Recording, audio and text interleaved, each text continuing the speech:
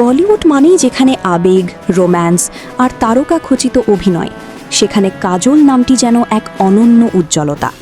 সিমরান কিংবা অঞ্জলি, প্রতিটি চরিত্রেই তিনি দর্শকদের হৃদয়ে জায়গা করে নিয়েছেন অনায়াসে।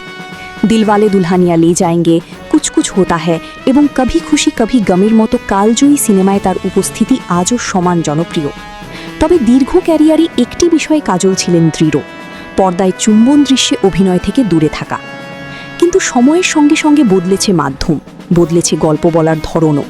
2023 সালে ওটিটিতে অভিষেকের মাধ্যমে সেই দীর্ঘদিনের নিয়মে পরিবর্তন আনেন কাজল। দ্য ট্রায়াল, প্যার, কানুন, ধোখা সিরিজের সহ অভিনেতা যিশু সেনগুপ্তার সঙ্গে তার একটি চুম্বন দৃশ্য প্রকাশ্যে আসতেই তৈরি হয় ব্যাপক আলোচনা। ভক্তদের মনে প্রশ্ন জাগে, কেন এই পরিবর্তন? সম্প্রতি এক পডকাস্টে কাজল এই বিষয়ে খোলামেলা কথা বলেন। তার মতে এটি ছিল সম্পূর্ণভাবে চরিত্রের দাবি। সিরিজে তার অভিনীত নয়নিকা সেনগুপ্ত চরিত্রটির মানসিক টানাপোড়েন, বিশ্বাস আর ভাঙনের যে জটিলতা, সেই আবেগকে ফুটিয়ে তুলতেই দৃশ্যটি জরুরি ছিল। কাজল জানান, এটি শুধু একটি চুম্বন দৃশ্য নয়, বরং চরিত্রটির অন্তর্দ্বন্দ্ব ও সম্পর্কের বাস্তবতার প্রতিফলন। তিনি আরও বলেন, চিত্রনাট্যের জন্য দৃশ্যটি এতটাই গুরুত্বপূর্ণ ছিল যে সেটি বাদ দেওয়া সম্ভব ছিল না।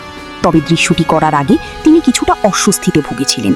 সিটে দাঁড়িয়ে দ্বিধা কাজ করলেও শেষ পর্যন্ত পেশাদারিত্বের জায়গা থেকেই সিদ্ধান্ত নেন। তার ভাষায় এটি ছিল সম্পূর্ণ একটি পেশাগত সিদ্ধান্ত।